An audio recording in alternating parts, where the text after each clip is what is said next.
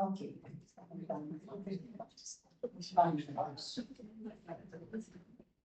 Meu nome é Luísa. E com muita satisfação, mais uma vez, retorno à frente do Conselho Diretor, contando com uma equipe amiga, dedicada e muito competente. Hoje mais cedo, recepcionamos a turma TEM, que inicia sua formação em psicanálise. Sejam todos bem-vindos. Desejo a todos que o percurso aqui na SPCRJ seja instigante e provoque reflexões, e que cada um traga contribuições valiosas através de suas experiências clínicas e teóricas. Acima de tudo, os convido a participar da formação permanente.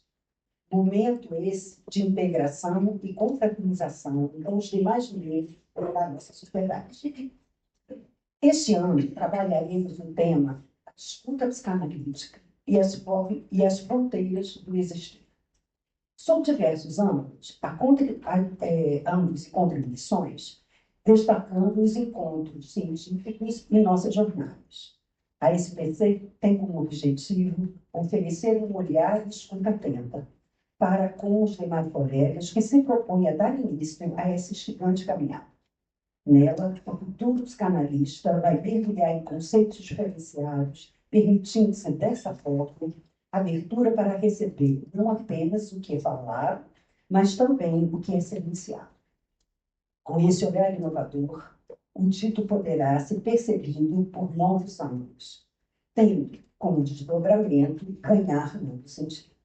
É nesse espaço criado pelo encontro psicanalítico que a dor e o sofrimento podem encontrar caminhos e saídas criativas.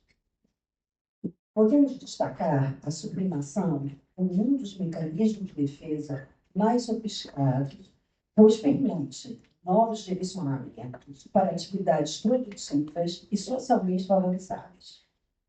Diferente de outros mecanismos de defesa que podem resultar em recalcamento, deslocamento prejudicial das funções, a sublimação tem um efeito positivo tanto para o sujeito quanto para a sociedade.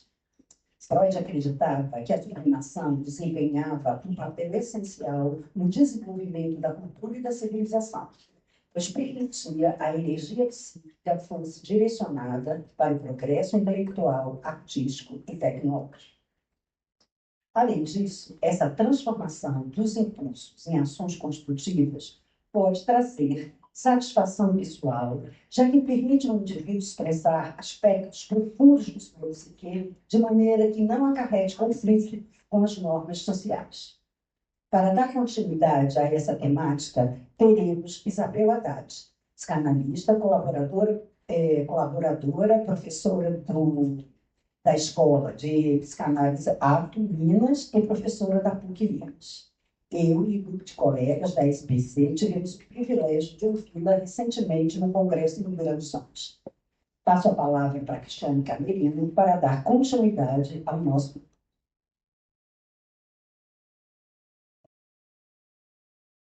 Bom, vamos dar continuidade. A Gilda pediu a palavra, eu acho que ela tem uma surpresa. Eu venho aqui.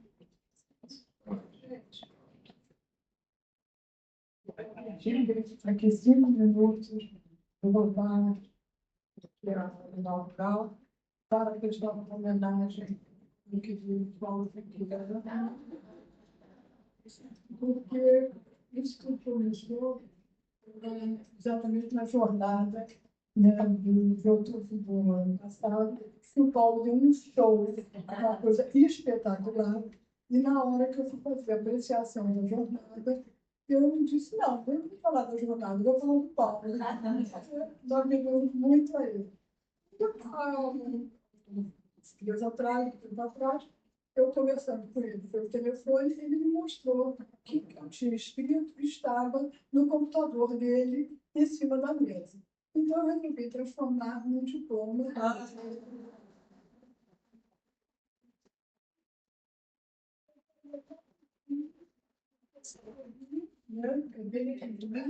Ele dizia, homenagem especial a Paulo Junqueira. a SPCRJ expande 27ª jornada de nossa sociedade. Mais um momento apoteótico da SPCRJ. Desde sua fundação, em 17 de novembro de 1971, seu perfil foi marcado pela seriedade, pela responsabilidade com seus membros e pelo cuidado com o saber psicanalítico alicerçado nos fundamentos teóricos elaborados por seu criador, Sigmund Freud. E essa jornada não fugiu da proposta inicial. Dessa vez, ao apreciar o que foi esse feliz encontro, diferente de outras apreciações minhas, tomo a liberdade de centrar meus comentários na fantástica apresentação de Paulo Junqueira na primeira mesa que ele fez, numa jornada que traz como tema central o narcisismo revisitado. Paulo se apresenta como Narciso, revisitando suas lembranças atuadas no encontro, quando a presença de Rodrigo Ventura balança suas convicções racistas. Batizando sua fala de narcisismo ao vivo a cores, Paulo nos brindou com um fantástico show de conhecimento psicanalítico profundo, de como usá-lo no dia a dia e, principalmente, a prática da autoanálise, uma grande parceira para viver bem. Mas não posso deixar de registrar a total responsabilidade tanto do conteúdo do seu discurso quanto da forma artística teatral da sua apresentação, sobre o clima leve, cheio de humor provocativo que dominou os encontros sociais e as demais apresentações durante os 2 dias do Saldanha foi Copacabana Hotel. Uhul! Acompanhado de calorosos aplausos e gostosas gargalhadas, foram a tônica do final de grande parte das apresentações. Confesso que, em vários momentos, fui tomada por um sentimento de plenitude, agradecendo por estar ali e lamentando pelos que não puderam comparecer. E Paulo, presente em sorriso, junto com todos nós, pleno de alegria jubilosa, com seu êxito total, ilustrou o que foi, o que é e o que esperamos que continue a ser a nossa querida SPCRJ. Um lugar onde a psicanálise é vivida, trocada com rigor, com liberdade, com autonomia e longe da rigidez pastoril. Um lugar de afeto pensante, que aceita e respeita as diferenças, estimulando a criatividade com a produção independente. Que assim seja para todos sempre. Amém.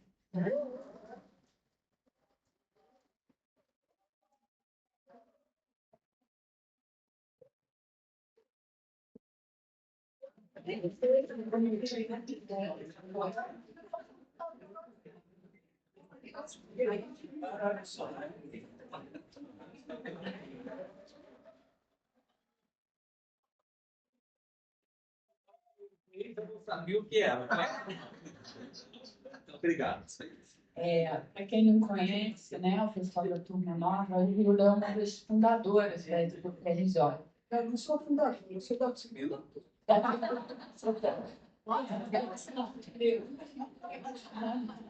Fernanda Mantiqueira. Presença dessa sociedade incrível, eu não queria deixar passar isso. Claro.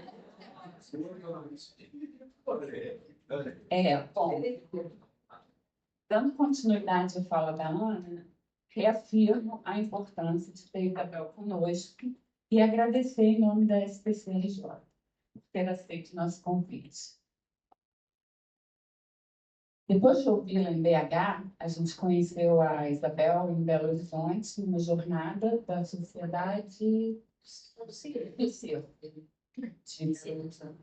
Psicanalítico de Belo Horizonte. Achamos que seria uma oportunidade diferenciada tê-la em nossa instituição. Sua capacidade de costurar os conceitos teóricos e a arte desenvolvida por Steinbach e Steinbach, eu treinei horrores para nos possibilita refletir sobre o corpo, a dor e as dobras na nossa estética da existência, estimulando dessa forma nossa aposta na reinvenção da vida. Então, eu passo agora a palavra para a Isabel, esse belíssimo trabalho. Espero que vocês gostem também. Gente, bom dia. como estrangeira, peço licença para entrar aqui na casa de vocês. Né? Vim lá das montanhas de Minas, cheguei aqui nesse lugar maravilhoso e vou falar só um pouco do meu percurso para fazer um pouco mais sentido o texto que eu vou ler. Eu me formei em 2002 em psicologia e depois eu fiz mestrado e doutorado na UFMG. E quando eu estava fazendo uma pós-graduação, eu vim de uma família, por um lado, libanesa, da minha mãe, e portuguesa do meu pai. E tanto meu avô veio de Cafartima, no Líbano, meu pai veio de Lisboa, eles vendiam tecidos aqui no Brasil, em Minas. Então, eu fui criada em torno dessa, vamos dizer assim, dessa aura, assim, dos tecidos, das tecelagens, para o lado dos homens, né? Assim, o Freud fala isso, né? As mulheres aprenderam a trançar e tecer, né? A invenção das mulheres na civilização, a única, ele fala assim, né? É trançar e tecer, para encobrir a falta fálica. Mas na minha casa, apesar das mulheres também trançarem e tecer, os homens é que começaram com esse bordejamento do vazio a partir dos tecidos, né? Dois estrangeiros chegando aqui e tiveram que fazer alguma coisa com esse estranho, né, familiar. Então, esse texto, por que ele tem a ver com essa história? Porque eu trabalhei muito tempo, antes de me formar, na empresa do meu pai de tecidos. Então, eu tinha contato, assim, com os estilistas, com os desfiles, com o chão de fábrica, todo esse universo ali que levava desde o tecido, da alma do tecido, de entender um pouco como que eram as gramaturas, as elasticidades dos tecidos, as composições, até o desfile, né? Até esse salto aí para chegar na questão da imagem do corpo. E nesse início eu precisava construir uma monografia e o meu tema principal de estudo na psicanálise era o feminino. E eu em algum determinado momento, eu pensei, como é que eu vou unir a questão do feminino ao que eu faço? Porque eu trabalhava o dia inteiro vendendo tecido e à noite eu fazia uma especialização de teoria psicanalítica na UFMG. E aí eu cheguei nessa frase do Freud, né? As mulheres não fizeram uma única descoberta na história da civilização, mas uma, com certeza, foram elas, trançar e tecer. E aí ele vai falar, né? É ideia fixa minha ou é uma ideia fantasiosa, ele fala isso no texto, pensar que elas fazem isso para encobrir uma falta, né? A falta fálica, né? Então, e aí a gente pode pensar também que o Freud, ele é interessante que ele deixa para nós umas pistas no texto de várias metáforas da tecelagem. Por quê? Porque o Freud também tinha um pai tecelão, era um pai que tinha ele trabalhava com tecelagem de algodão, né? O pai do Freud, Jacob. Então, ele também era um comerciante de tecidos. Então, o Freud também estava ali. Nesse momento, a minha história se encontra com a história dele, e foi por isso que eu fiz uma monografia sobre a tecelagem, a psicanálise e a moda. Então, começa assim. E depois, aos poucos, eu fui no mestrado, eu trabalhei a questão dos véus e do feminino, e no doutorado, eu trabalhei com uma frase do Lacan, que é toda verdadeira mulher é sempre um pouco extraviada.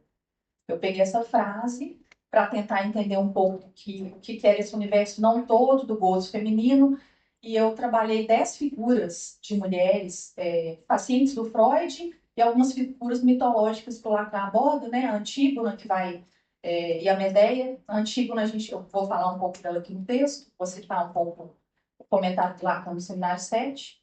Então, esse texto tem a ver também com a minha história, né? Ele vai tratar do tema da guerra, né? Eu acho que é bem atual, porque a gente está enfrentando aí, né? Essa guerra no Oriente Médio, a gente vê quais são os efeitos, né, destrutivos aí dessa pulsão de morte quando ela não tem uma borda. E então esse texto vai falar sobre isso e principalmente sobre o tema da sublimação, né, da pulsão de morte. É isso. Quero agradecer muito a Ana Elisa, o Marcelo Henrique, a Cristiane e a Fernanda Hilber pelo cuidado de ter me chamado aqui, né? Importante para mim ter atravessado aí esse mar até chegar aqui. E vou começar a ler o texto. Vou tentar ler devagar, porque eu acabo me empolgando com essa tá? Mas vou tentar falar devagar. O ICMEAC, esse texto, eu construí ele em 2014. Por quê? Só mais um preâmbulo aqui antes de começar. Eu queria dar aula para leigos, queria dar aula de psicanálise para leigos. Então, quando eu acabei o doutorado, eu pensei, eu vou mandar o meu currículo para o audiovisual, para o curso de cinema e para o curso de moda e estilismo. Então, eu mandei o meu currículo e eles precisavam de professor doutor nas faculdades de Belo Horizonte. Então, eu dava aula de moda, cultura, sociedade, de psicanálise, e colocava a psicanálise o tempo todo nessa disciplina do curso de moda, para os alunos da graduação, e, ao mesmo tempo, eu dava aula no curso de audiovisual, de cinema, de psicanálise e cinema. Então, eu tinha que fazer todo um exercício de transcrever os conceitos da psicanálise para os leigos. E isso era, para mim, uma alegria, porque a gente sabe como que a psicanálise, como né, Freud falou, é uma peste mesmo, né? Eu estava levando a peste mesmo, eu sabia disso. Os alunos ficam encantados, né? Dependendo da forma como você apresenta, né, o saber da psicanálise, é um encantamento, né? E Belo Horizonte é uma cidade em que tem muitos analistas e as pessoas fazem análise, então os alunos, muitos deles já tinham certo contato com a psicanálise sendo analisados, mas então, esse texto foi construído há mais de 10 anos atrás para uma aula no curso de moda. E eu, quando eu conheci a coleção desse japonês, o Seimiaki,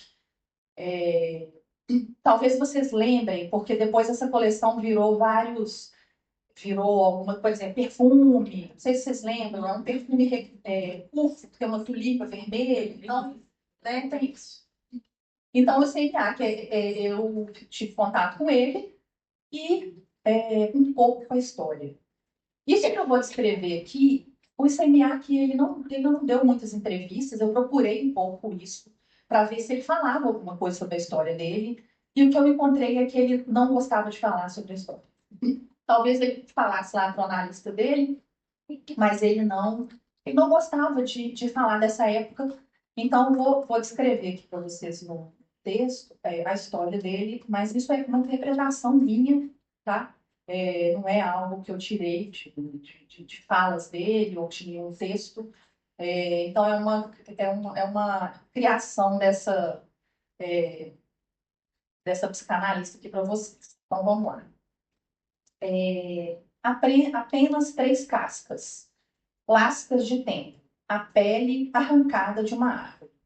No livro Cascas, o filósofo e historiador da arte, Didi Uberman, não sei se vocês conhecem Didi Uberman, eu sou apaixonada por esse cara, convida o leitor a pensar sobre o Holocausto, a partir da sutileza da pele casca de uma árvore que ele recolhe em sua caminhada no bosque de Birkenau, no Museu de Auschwitz.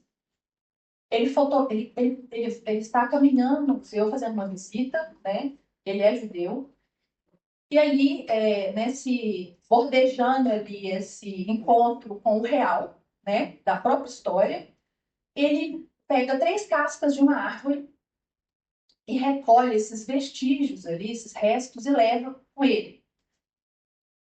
Leva para casa e fotografa essas cascas sobre um papel branco e, através da observação dessa delicada imagem, escreve a sua mitologia, tecendo 2 véus sobre o horror da Shoah, a foto e o texto. Seu relato é um convite para, a partir dos restos, mergulhar. Abre aspas. Coloquei 3 pedacinhos de cascas de árvore sobre uma folha de papel. Olhei, julgando que olhar talvez me ajudasse a ler algo jamais escrito. Olhei as 3 cascas como as 3 letras de uma escrita prévia, ou talvez o início de uma carta a ser escrita. Mas para quem? O que a casca me diz a respeito da árvore? O que a árvore me diz a respeito do bosque? O que o bosque de pétalas me diz a respeito de Birkenau? Fecha aspas. Essa casca foi retirada dessa árvore, que é uma árvore de pétalas. É um gesto delicado que vai se entremear aqui com a coleção de moda do ICMA, que aí vocês vão entender por quê. Esse preâmbulo parte da descrição desse texto do filósofo judeu de Huberman sobre 3 castas, delicados vestígios encontrados por acaso, por contingência, para inaugurar meu texto sobre as vestimentas plissadas do estilista japonês Issei Miyake. Não por acaso escolhi reunir a experiência do filósofo no Museu do Holocausto com a obra desse estilista, já que ambos manipulam femininamente os véus, semblantes, para encobrir o horror da morte. O conceito de semblante foi trabalhado pelo psicanalista Jacques Lacan no seminário 18, de um discurso que não fosse do semblante, em que ele afirma que o discurso não pode se mostrar senão pelo semblante. Abre aspas. Um discurso é uma maneira de organizar o gozo, de colocá-lo em circulação. Então, de que gozo a gente está falando aqui, quando a gente vai pensar na obra, tanto do Didi Huberman sobre o Holocausto, como do Issei Miyake, que é um menino que vai passar pela guerra. Eu vou contar para vocês aqui essa parte. A fim de regular e distribuir o gozo, é possível lançar mão de recursos simbólicos e imaginários, sendo que, abre aspas, o gozo só se interpela, só se evoca, só se elabora a partir de um semblante, de uma aparência, diz Lacan, dos anos 70. O filósofo, escritor e o estilista designer teriam algo em comum quando lançam mão do uso dos semblantes castas e plissados para bordejar seu encontro com a morte. Eu vou passar as imagens, porque eu acho que esse texto ele é muito imagético. Você vendo as imagens vai ficar mais claro do que eu estou dizendo. Isso aí é um dos vestidos que ele produz com essa técnica plissada que faz parte do meu principal argumento nesse texto, que é essa técnica do plissado que ele inventou. Como bordejar o encontro com a morte? Cabe aqui pensar o bom uso que cada um faz do semblante, enquanto que está em jogo para os 2 sujeitos citados é velar o horror. Quando a bomba de urânio foi lançada sobre Hiroshima, em 6 de agosto de 1945, o então menino japonês Issei Miyake tinha 7 anos.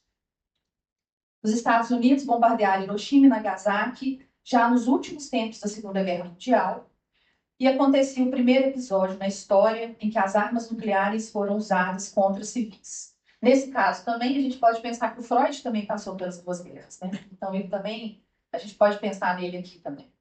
A escrita dele a partir também desse horror, tanto do Holocausto, né, por ser judeu, quanto também das peregrinações que ele teve que fazer aí, de Viena para a Inglaterra, por causa da guerra.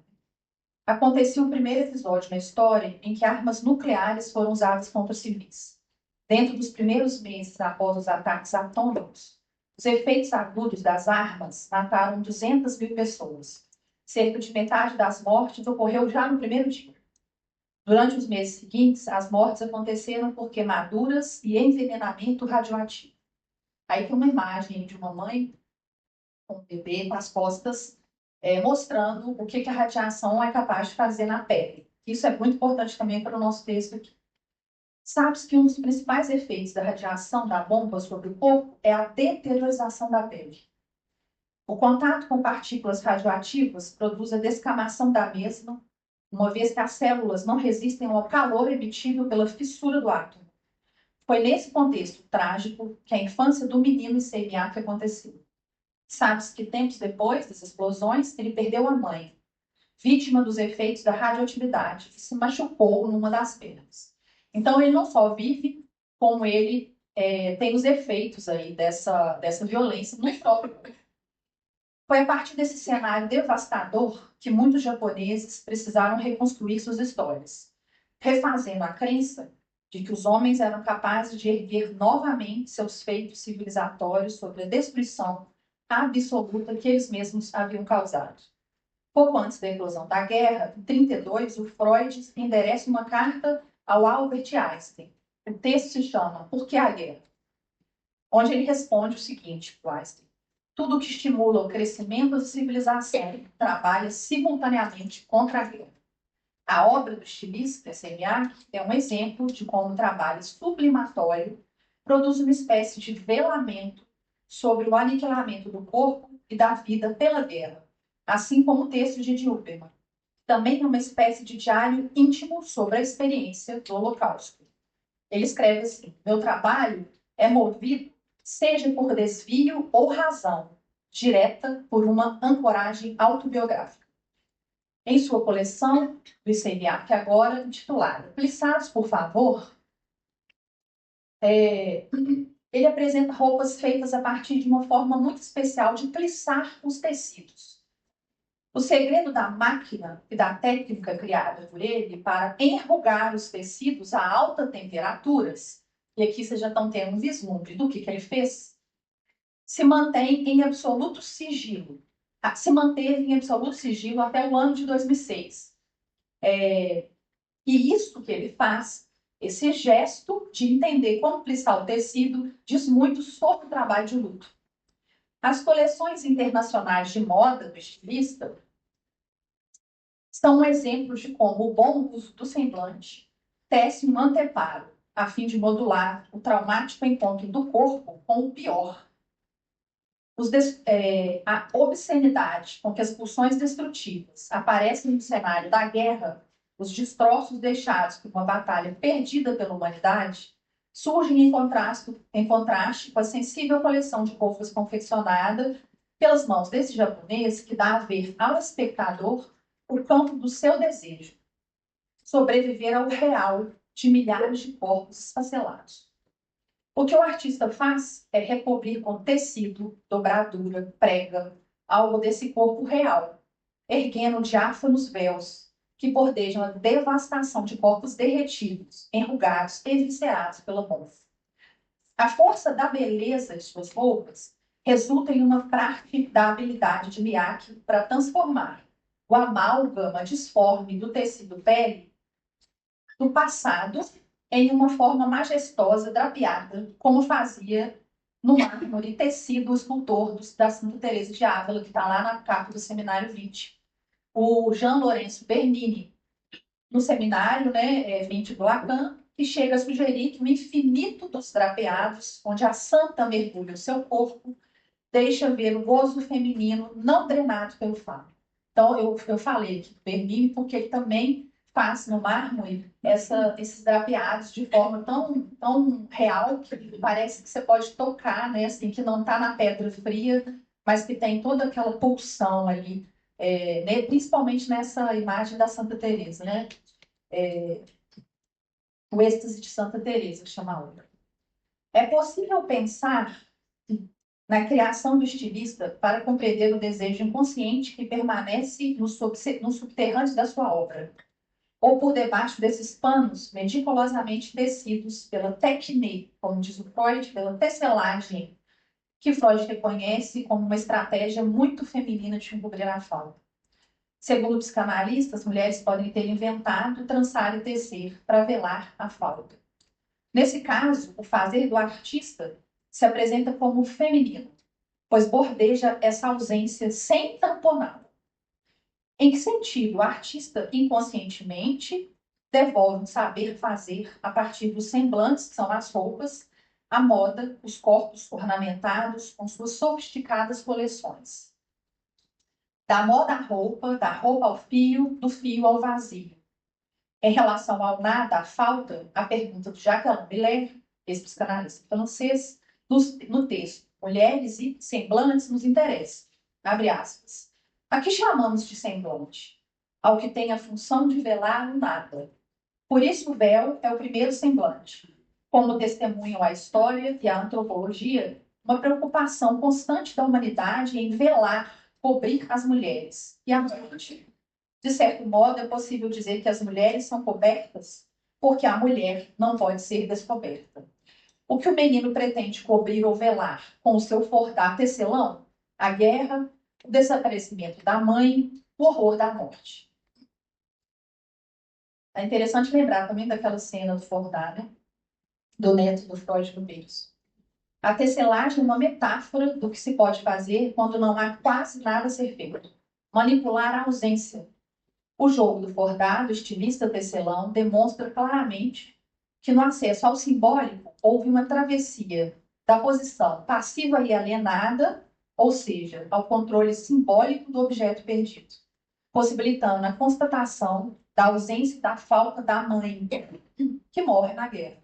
Em além do princípio do prazer, o Freud descreve a abdicação da satisfação pulsional para fazer operar a simbolização.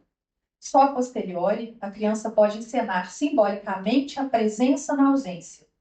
Nada mais próximo a um ensaio de simbolização do corpo materno e da pele dos milhares de japoneses do que tecer com as próprias mãos casulos transparentes e maleáveis como os vestidos de Seimiaki, que também lembram os origamis, né? Então ele tem a técnica japonesa, ele mistura aí, parece papel, né? Não seria possível descrever o trabalho do artista sem os efeitos subjetivos do mesmo nos moldes de um caso clínico clássico. Mas é possível lançar mão dos traços importantes de sua biografia, como diz Freud, quando Freud fez com tantos artistas, como Leonardo da Vinci, Michelangelo, e como Lacan fez com Joyce e Didi, a fim de compreender os destinos funcionais do escritor criativo. Aí eu peço pedir licença para poder analisar a obra desse artista sem que ele dissesse ou tivesse em análise, né? É um exercício aqui de tentar interpretar. Ele nos deixa perceber seu belíssimo devaneio em forma de roupas que protegem e cobrem o corpo com delicados invólucros. No seminário 7 da Ética, Lacan apresenta os termos o bem e o belo como barreiras que velam a morte. A verdade última que o belo tenta encobrir, para além do bem e do mal, não é nada bonita de se ver, diz Lacan. A verdadeira barreira que detém o sujeito diante do campo inominável do desejo radical, uma vez que é o campo da destruição absoluta, da destruição para além da putrefação, é o fenômeno estético propriamente dito, uma vez que é identificável com a experiência do belo. Então, aqui a gente pode dizer que o Seimiaki, ele faz um gesto ético e sublimatório para dar conta da sua vivência aí, onde a pulsão de morte estava completamente desvelada, né? Nesse sentido da experiência do belo, o que seria possível ao menino Miyake a partir do desenvolvimento de um labor que inventa a trama da beleza no pano de fundo da morte? O fato mais marcante da guerra, portanto, o que nos interessa aqui, é analisar a forma como a obra do estilista faz perceber como o sintoma, essa espécie de máscara que encobre algo, tem início no trabalho psíquico profundo e invisível desse sujeito para dar conta do real e das modulações do pulso. É na tentativa da regulação de um excesso que sua obra faz laço social. Aqui, a gente pode pensar na ideia da sublimação, já que seu trabalho é reconhecido e assimilado como arte internacionalmente. A feitura das roupas do Miyake busca encobrir os furos, escrevendo a beleza no lugar do vazio. Mas, por outro lado, reaviva o buraco. Isso que é interessante para nós, porque é um gesto dialético. Ao mesmo tempo que ele vela, ele expõe. Então, a gente não aprende a sublimar, né, gente? Porque a gente sabe que a sublimação, ela não resolve, né? Ela não, todos os problemas aí. Inclusive, muitos artistas vão rumo ao pior e à morte, porque a sublimação, ela não é tão milagrosa. Mas ele, por contingência, eu acredito que ele faz esse gesto inconsciente de produzir essa coleção, introduzindo no próprio gesto a história. No seminário 5, as formações do inconsciente, o Lacan vai falar sobre a função do véu como dialética. Abre aspas, pode-se mesmo dizer que com a presença da cortina, aquilo que está mais além como falta, tende a se materializar, a realizar como imagem. Sobre o véu, pinta-se a ausência. Então, a gente pode ver que existe nesses anteparos aqui, nessas roupas dele, alguma coisa que está para além, que a gente pode interpretar aqui, né?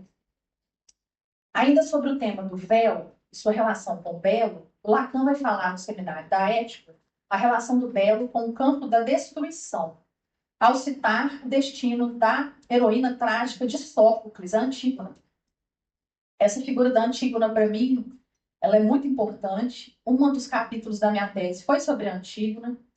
porque no capítulo O Brilho de Antígona, o Lacan vai descrever uma cena belíssima em que a personagem tenta bordejar um vazio que se apresenta depois da morte de seus dois irmãos, o Etéocles e o Polício. O Lacan vai chamar de belo gesto, que eu acho que conversa tanto com a escrita de Huberman, que é o véu da escrita, a tecelagem da escrita, como a tecelagem do semiárido. O belo gesto de Antígona consiste em cobrir o corpo do irmão, Polinice, com uma fina camada de terra, a fim de que ele fosse velado à vista de todos, sem, no entanto, ser visto. Como a imagem do desejo, ela nos fascina, porque deixa e não deixa ver ao mesmo tempo do que se trata. Eu não sei se vocês lembram o que a Antígona faz, né? Porque a disputa entre os dois irmãos, né? A Antígona, ela é filha e irmã do Édipo, né? Ela é filha do Édipo e Jocasta. Os irmãos se ferem mortalmente na guerra, tentando pleitear ali o reino. E aí, um dos irmãos é condenado como desertor e ele é jogado na planície. Tem várias obras de arte, vários artistas que pintam esse momento ali da tragédia. Eu acho interessante isso, porque eles, pictoricamente, eles vão mostrar em algumas obras de arte. Eu não estou lembrando agora o nome dos artistas, devia até ter colocado aqui, seria interessante, mas muitos deles leem a obra dos Sófocles e pintam essa imagem de Antígona na planície enterrando o irmão. Alguns deles pintam ela jogando um tecido sobre o corpo, um sudário. E outros pintam ela borrifando terra. Mas para o Lacan, ali, ele vai descrever o gesto dela como Antígona faz, portanto, uma vez um gesto. O que está para além de um certo limite não deve ser visto. Ou seja, é preciso velar a morte. Então, Antígona está ali na planície e ela está desesperada, ela não sabe como enterrar esse irmão, ela não tem ferramenta, ela não tem força suficiente, ela está enlutada. Lacan até fala assim, que na planície ouvia-se os gritos de Antígona como se fosse uma mãe enterrando o filho que caiu do ninho, né? Como se ela estivesse ali sobre a sombra da Jocasta, né? A sombra da dor da Jocasta de perder o filho, como se ela encarnasse o corpo da mãe. A morte é mitigada por essa mulher tecelã através do véu, barreira diante do horror do corpo da putrefação do irmão morto. Nessa passagem, podemos vislumbrar o traço feminino da filha de Jocasta. Ela não se deixa reduzir passivamente à lei de Creonte, que a impede de sepultar o irmão. Mas, por outro lado, não contraria completamente suas ordens em seu gesto não todo. Quando eu estudei Antígona, eu percebi que a Antígona ela vai encarnar, se é que a gente pode dizer isso, essa figura do não todo. Quando Lacan vai falar sobre esse gesto feminino de não estar todo sujeito à lei, de nem tudo que é funcional pode ser drenado pelo falo. Então, a Antígona, quando ela vê ali que ela não pode enterrar, que a lei do rei diz que a quem enterrasse seria morto, ela procura areia em volta do corpo ali e ela vai salpicando a areia, como a criança faz, né, na praia, fazendo os castelinhos, que é uma estrutura tão frágil e tão precária, mas que ela diz muito sobre esse gesto plástico do feminino, né? Ela vai borrifando a terra sobre o corpo, com muita paciência, chorando ali no trabalho de luto, que a gente pode dizer que seja o trabalho de luto do feminino, quando se encontra com uma falta maior, que é a morte, de bordejar com essa tecelagem, sem cobrir, mas deixando o furo aparecer, né? Contemplando o furo na própria criação. Então ela vai borrifando a terra, até que o corpo desaparece. E aí o Lacan vai dizer que isso é um belo gesto. Ela permanece entre dois lugares. Ela não enterra o irmão, mas ao mesmo tempo o encobrimento o torna invisível na planície. Disse na tragédia que ela não deixa rastro. Seu ritual é uma magia invisível. Acho isso muito belo, muito bonito. Porque, na verdade, no meio lá da descrição lá do Sófocles, na tragédia, começa uma tempestade, quando no meio da tempestade o corpo é desvelado. Então ela teria que refazer o trabalho de luto. Para que o luto tivesse várias camadas. Né? Alguma coisa, alguma memória, alguma lufada ali, algum lampejo faz com que o corpo seja descoberto de novo e o luto volta. E aí teria que se fazer o trabalho de novo. Então, essa obra do Semiac, ela é esse penoso e doloroso trabalho de luto que ele faz diante da morte da mãe. Essa é a minha tese, a minha hipótese. Seria a tecelagem o gesto do invisível do artista? Assim como Antígona, é o herói trágico? A guerra fez com que o menino perdesse o ideal do seu povo, a imagem da sua cidade, sua mãe, o que tornou o ventre da sua terra natal, antes familiar, um campo estranho. Segundo Freud, em Luto e Melancolia, o trabalho do luto deve inevitavelmente ocorrer diante da perda de qualquer coisa que nos tivermos amado ou admirado. Pois no processo de desligamento normal, o ego vai retomando novamente para si a energia psíquica que direcionava o objeto, projetando algum traço do mesmo. O estilista japonês faz algo parecido com a heroína trágica, quando encobre com infinitos plissados os corpos dos mortos. Cada plissado, uma mortalha, sutil sepultura. Infinito, né? O infinito. É possível ver como ele explora diversas formas de confeccionar vestimentas tridimensionais que oferecem aos movimentos corporais maior liberdade. Os vestidos deles são topológicos.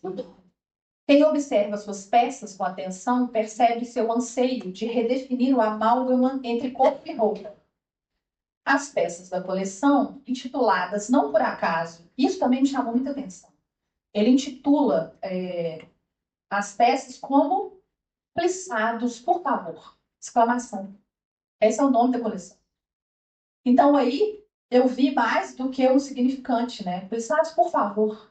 Tem uma exclamação, porque tem uma demanda, um pedido aí. Essas roupas foram confeccionadas no final dos anos 80, quando o estilista criou um método inédito para preguiar tecido. As camisas de fibra de ananás e sedas, os vestidos de papel, dobrados pela máquina de plissar, desfilaram no ano de 93, uma vestimenta topológica, que nos traz o espaço radical da roupa moderna, o aspecto radical da roupa moderna, combinado à ideia milenar e tradicional das brodaduras japonesas. Além de parecer uma casa para o corpo, tamanhos os volumes. Aí vocês já estão pensando aí o que poderia ser, né? Essa aí é a bomba, a imagem aí da bomba explodindo, né? A rosa de Hiroshima lá do Chico Buarque. E os vestidos parecem, né, com essas explosões. Atormentados pelos estilhaços da arma nuclear, acredita-se que os japoneses nunca se refizeram completamente da fissura psíquica produzida pela explosão da bomba.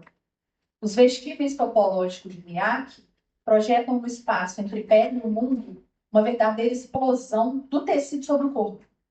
A obra do estilista mostra, nos detalhes da técnica artesanal de suas roupas, o modo como seu trabalho de luto foi se fazendo ao longo dos anos. A libido desligada dos ideais perdidos prosseguiu, assimilando algo dessa perda quase absoluta. A sombra do objeto perdido não caiu sobre o eu, mas transmutou-se na criação de semblantes que enfeitiçam o nosso olhar, já que suas vestimentas não parecem só roupas, mas luxuosos palácios para o corpo. Cada plissado desdobra a função que a pele tem, adornar a carne crua, o real. Os tecidos recurvados sobre si mesmos cobrem uma corporeidade assombrada pelos efeitos reais, imaginários e simbólicos da devastação. A obra de arte em tecido ganha espacialidade em seus recortes, não seriam somente peças de moda, não são somente peças de moda, mas são protótipo perfeito da vestimenta, casa, casulo, concha, casca para o corpo no desamparo. O processo de plissagem do tecido desenvolvido pelo estilista, a partir de uma máquina inventada por ele, aqui vem o impressionante dessa história. Ele ficou sendo um segredo, como eu já tinha dito, durante muito tempo. A técnica da plissagem do pano aliava pressão a altas temperaturas, a fim de desnaturar a fibra têxtil, promovendo sobre ele exatamente o mesmo que o calor da radiação da bomba fez sobre a pele. O enrugimento das camadas celulares pelo efeito da exposição prolongada da pele a altas temperaturas. Então, isso aqui, para mim, é de uma beleza, porque ele descobre, lá depois de muito pesquisar, lá, inventa uma máquina, uma ferramenta uma ferramenta para fazer o mesmo. Isso é o Fordar, né? Imagina aquele tecido queimando várias vezes ali nessa máquina. É como que se ele voltasse, né? Essa eterna repetição, né, da pulsão de morte, assim, é como se aquilo tivesse que ser revisitado 1001 vezes para que alguma coisa fizesse sentido. As vestimentas de Miyake se parecem com togas plissadas, têm o volume de enormes estruturas, mas dobram-se como papel sobre si mesmas, até atingir o tamanho de um origami que cabe em uma minúscula caixinha. É que aqui, eu não sei se dá para entender, tem uns que são mais estruturados, tecidos mais estruturados, como esse, por exemplo, mas alguns, uma vez eu tive a oportunidade de ver um desses vestidos, eles são plissados milimétricos e você consegue pegar o vestido, dobrar. Aliás, esses vestidos pegados têm que ser guardados com um nó. Quem tem os vestidos, eles sabem. Eles sabem perder. E aí, alguns dos vestidos você consegue dobrar e transformar numa pequena surpresinha pequena e guardar numa caixinha. Levar na bolsa, de pequenininho. Porque eles se dobram sobre si mesmo. Então, o avolumado casulo, quando dobrado, pode se reduzir ao quase nada. O gesto criativo que inaugura a técnica de plissagem de tecidos faz desse menino o menino do Fordar, ativo perante seu luto, já que o artista se desvencilha da posição de objeto ocupado pelo melancólico, para se rejubilar no retorno do carretel de linha, sua tecelagem sobre o vazio. Pode falar, né, que a maior alegria do menino não era quando ele jogava, né? Não era quando ele trazia o carretel, que era a mãe que ele traz de volta, simbolizando, mas que era quando ele jogava longe, né? Quando ele mesmo ativamente mandava a mãe simbolizada na linha do carretel para longe. E Seimiak retoma o fio de sua história nas próprias mãos, para, enfim, desenredar-se da presença constante da morte. O estilista remodela, de forma inconsciente, a ausência deixada pela perda do corpo da mãe morta pela bomba. Os vestíveis maltratados, a altas temperaturas, no forno da máquina de cozer a pele, do pano, tornam-se objetos de fetiche no mundo da moda. Entende isso? As coleções deles são vestidos caríssimos. Aí a gente tem aí o que o vai falar, que é esse salto, né? Desse sintoma comum e doméstico desse sujeito para é como se ele mascarasse essa morte que ele entrega na passarela de moda com essa beleza que vai ser comprada principalmente pelo Ocidente, que foi quem entrou na guerra com eles, né? Na Segunda Guerra Mundial. Então, assim, é um gesto muito interessante. Assim. Numa passagem belíssima do texto Divinos Detalhes, o Jacques Laminaire descreve a expressão divinos detalhes, retirada de um texto que foi escrito como prefácio para um livro de estudos literários que comentava o caso da personagem Madame Bovary.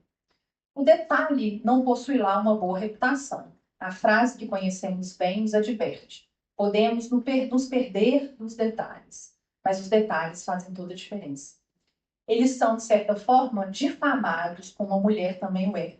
Uma espécie de perdição para os sentidos. O que causa espanto é que o detalhe possui um valor que não condiz com seu tamanho natural reduzido. Um mero detalhe vale mais que o todo. Etimologicamente, a palavra detalhe significa talhar um pedaço. Ou seja, estamos diante de um corpo despedaçado, parcializado. Seu correspondente na psicanálise poderia ser corporificado pelos objetos parciais. Devemos nos lembrar que esse é o modo de operação das pulsões e a forma como o amor fetichista masculino apreende a mulher, por pedaços e não pelo todo. O objeto A, parcializado, segundo Miller, corporifica-se não somente como um apêndice do corpo, mas como um detalhe sublimado, devido à sua conexão com a falta.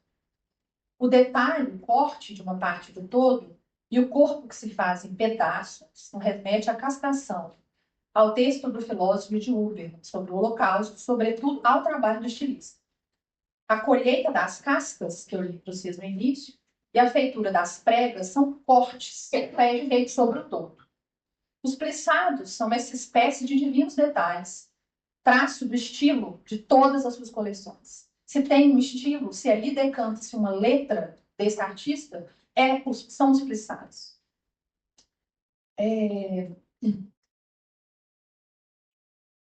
Os plissados, essa espécie de divinos detalhes, traços de estilo de todas as suas coleções, não seriam a condensação do gozo que o menino tratou como pôde? O detalhe é um nada que arrebata o olhar até a proximidade microscópica de um traço que pode ser destacado do corpo, assim como um objeto causa de desejo.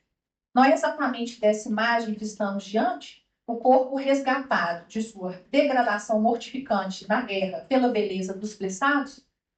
Miaque, o menino que plissa, como Antígona, que passa horas salpicando terra sobre o corpo do irmão, como se pudesse dar a ele a proteção da prega primeira, o útero perdido. O gesto de bordejar vazios invisíveis,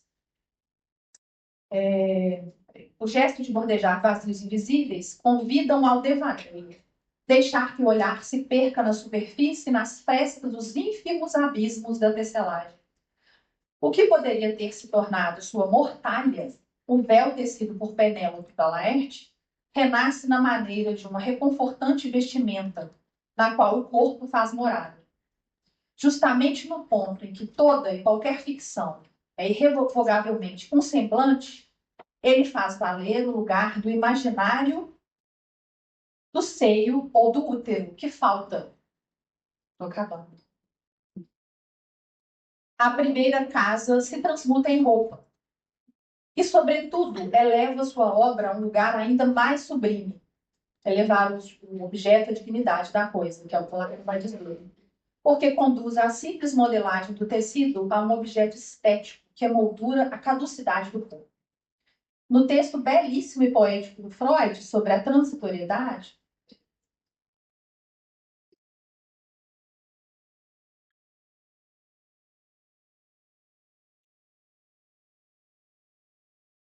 vou voltar para terminar. No texto Transitoriedade, que eu acho de uma extrema poesia do Freud, que ele vai tratar sobre essa fugacidade, né? Essa transitoriedade do tempo, vai falar também da guerra, já antevendo o que viria, né? Como se ele estivesse ali já entendendo o que seria, porque esse texto foi em 1914. A transitoriedade da roupa como objeto de moda confere a ela ainda mais valor, pois é exatamente a dimensão da morte, da perda, que engrandece a fruição e que redimensiona a noção do belo. Beleza aqui não mais ideal, mas sublime, ou seja, o sublime que transita entre a vida e a morte. A topologia da roupa é a metáfora da bomba que explode ao redor do corpo. Como descreve o filósofo de Huber no livro Ninfa Moderna, que é o meu nova paixão agora de estudos, que é esses 5 livros do Gigi Huberman sobre a ninfa, que é de uma beleza assim terrível. Ele vai falar nesse livro sobre a ninfa moderna, ao descrever a fragilidade dos tecidos jogados e perdidos pelos transeuntes e mendigos sobre as sarjetas de Paris. Esse livro, Ninfa Moderna, ele vai estudar um pouco, ele vai tentar entender esses tecidos que ficam na sarjeta mesmo, quando chove. Vai mostrar várias imagens de fotografias da cidade de Paris com esses tecidos jogados assim no chão, roupas, pedaços de tecido.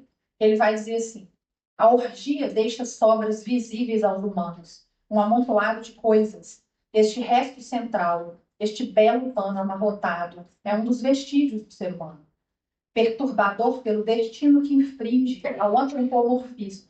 A forma humana ausentou-se de fato do tecido, mas ela se mantém em suspenso, ou antes dobrada sobre si mesma, em repli, rejeitada, como uma forma possível para o desejo humano, qualquer coisa como um farrapo de tempo. A gente pode pensar até agora, pensei nisso, né, assim, a escolha da roupa quando a gente vai enterrar alguém, e a dificuldade de desfazer os armários da pessoa que se foi. Toda essa ideia de que a roupa, ela ela guarda essa memória do corpo, né? Agora, para terminar, na repetição da letra plissada de suas roupas, CMA que revela que o corpo que se ausentou deseja urgentemente ser recoberto por um plissado a mais, por favor.